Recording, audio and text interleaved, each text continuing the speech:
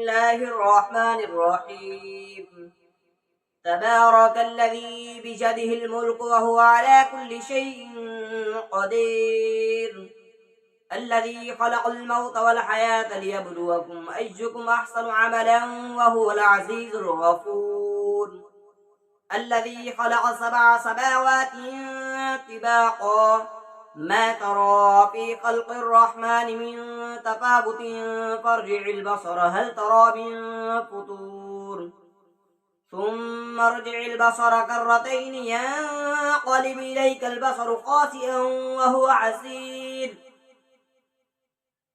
ولقد زينا السماء الدنيا بمصابيح وجعلناها رجوما للشياطين وأعتدنا لهم عذاب السعير،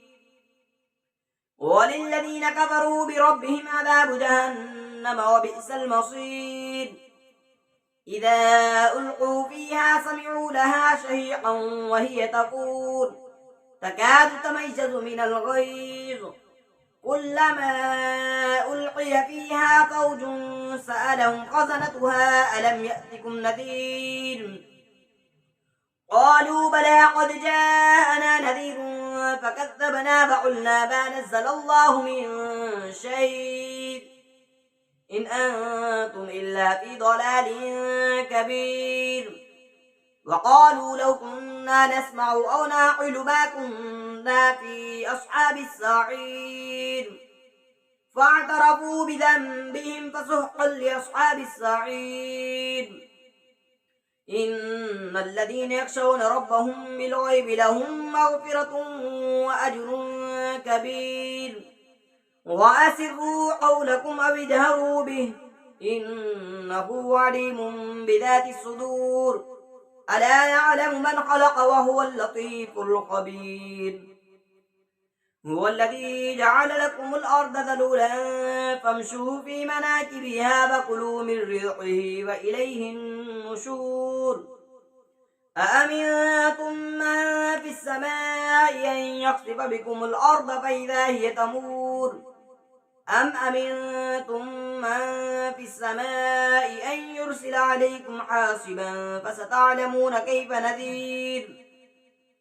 ولقد كذب الذين من قبلهم فكيف كان نكير،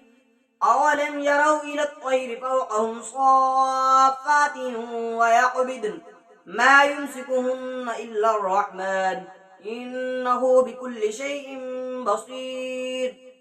أمن هذا الذي هو جند لكم ينصركم من دون الرحمن إن الكافرون إلا في غرور،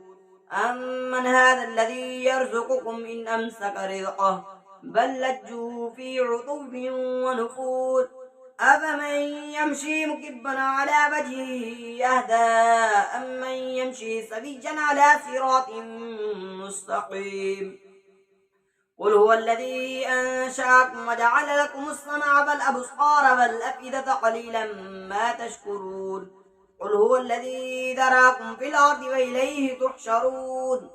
ويقولون متى هذا الوعد إن كنتم صادقين، قل إنما العلم عند الله وإنما أنا نذير مبين، فلما رأوه زلفة سيئت وجوه الذين كفروا وقيل هذا الذي كنتم به تدعون، قل أرأيتم إن أهلكني الله ومن معي أو رحمنا فمن يجير الكافرين من عذاب أليم، قل هو الرحمن آمنا به وعليه توكلنا فستعلمون من هو في ضلال مبين، قل أرأيتم إن أصبح ماؤكم غورا فمن يأتيكم بماء معين.